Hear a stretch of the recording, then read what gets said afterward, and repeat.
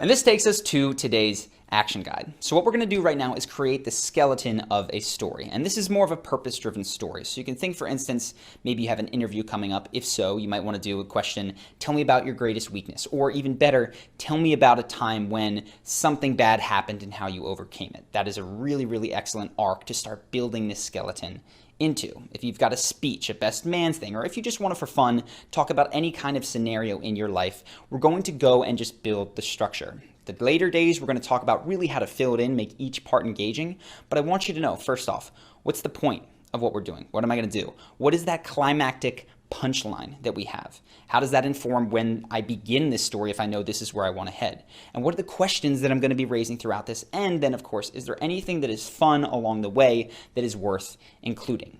When you craft a story this way, you are not the person who just prattles on about the dream that they had last night with no point, right? This is the type of person that drives people crazy and they don't want to listen to their stories. Instead, you can take the most inane things from your life, but when you put it into this format and you really think how it's going to engage the listener at each stage and you do it back to front to middle, this is how you create amazing stories. So I've got a worksheet to help you out sort of filling out this skeleton if you would like to help. It's not mandatory, but go ahead and do that for today's action guide. And we're going to fill this in even more tomorrow when we get to beginnings.